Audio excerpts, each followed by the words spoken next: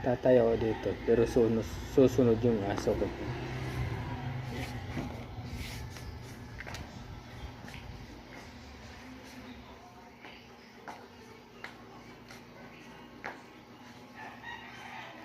Ayun, dito yan.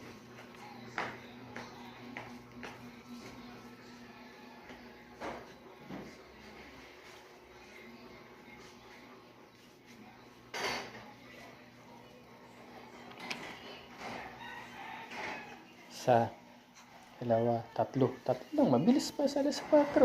Tatayo talaga siya. Ayun. Maggulay ka muna. Kasi yan ang mahal ang gas. Gulay ka lang muna, ha? Ha? Yan ang pagkain mo, gulay. Naglaga lang tayo ng gulay. Mahal ang bilihin. Okay? Yan, kainin mo yan. Maing ka, gulay. Maganda rin yun.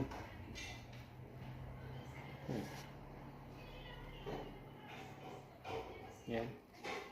Susunod ulit yan. Kahit saan na magpunta.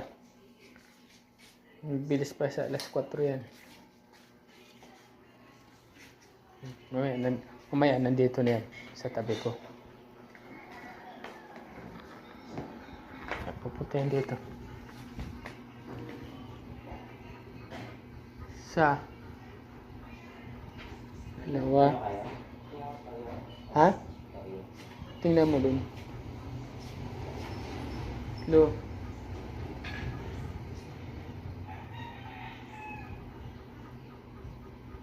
Mayroon ginagawa na naman to. Pag may ginagawa yun, kinakain nga niya yung gulay. Yan. Maggulay ka muna, ha? Yan muna pagkain natin, ha? Gulay. Sarap naman yan, eh. Ilaga ko lang siya, tas ilagyan ko kunting asin. Yan ang kanang aso. Kasi hindi puro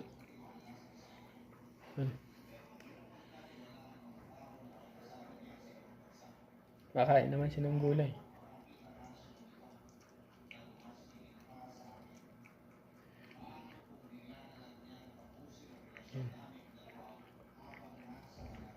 Sarap. Sarap ng gulay, no? Ubusin din yan.